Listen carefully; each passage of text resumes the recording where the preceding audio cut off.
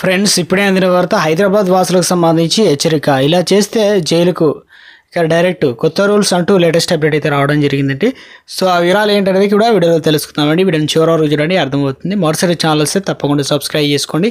చూస్తున్నారు కానీ లైక్ చేయడం మర్చిపోతున్నారండి. దయచేసి లైక్ చేయండి. లేట్ చేయకుండా ఇలాగైతే వెళ్ళిపోదామండి. హైదరాబాద్ వాసులకు సంబంధించి జిహెచ్ఎంసీలో కీలక అలర్ట్ అయితే జారీ చేసిందనమాట. సో ఇకపైన కనుక నగరంలో రోడ్లపై చెత్త వేస్తే కేవలం జరిమానా కాదు, జైలు శిక్ష కూడా తప్పదని చెప్పేసి అధికారులు అయితే హెచ్చరిస్తున్నారు. ఇప్పటివరకు ఇలాంటి కేసులో కేవలం జరిమానాలు మాత్రమే విధించేవారు, కానీ ఇప్పుడు సెక్షన్ 70B 66 సిపి యాక్ట్ ప్రకారం చెత్త వేసినట్లయితే రుజువు అయినట్లయితే నిందితులకు గరిష్టంగా 8 నెలల జైలు శిక్షతో పాటు ₹1000 జరిమానా విధించబడనుందని చెప్పేసి నిబంధనలు అయితే ఖచ్చితంగా అమలు చేస్తామని పోలీసులు అయితే హెచ్చరిస్తున్నారు. ముఖ్యంగా ఈ మేరకు నగర శుభ్రత కోసం జిహెచ్ఎంసీ అధికారులు అయితే పోలీసులు సంయుక్త బృందాలు అయితే ఏర్పాటు చేశారనమాట.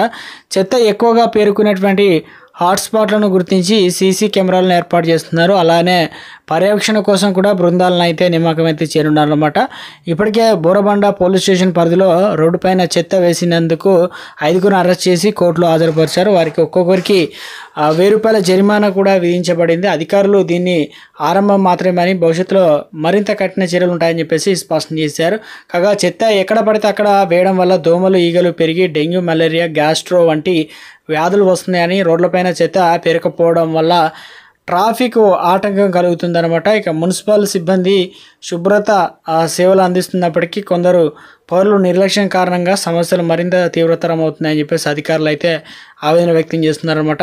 ఇక పర్యావరణకు సంబంధించిన నిపుణుల అభిప్రాయం ప్రకారం శుభ్రత కేవలం అధికారుల బాధ్యతే కాకుండా పౌరులు తమ భాగస్వామ్యం కూడా చూడాలని చెప్పేసి అంటున్నారు.